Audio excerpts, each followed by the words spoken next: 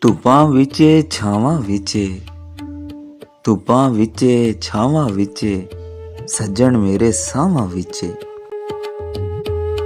ਖੋਰੇ ਕਿਸਨੇ ਆਉਣਾ ਏ ਅੱਜ, ਕਾਦੀ ਮਹਿਕ ਫਜ਼ਾਵਾਂ ਵਿੱਚ।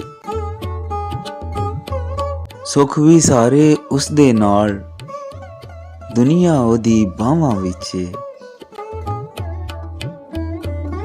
ਮੁਖੜੇ ਸੋਹਣੇ ਹੁੰਦੇ ਨੇ ਪਰ ਸਾਰਾ ਰੰਗ ਅਦਾਵਾਂ ਵਿੱਚ।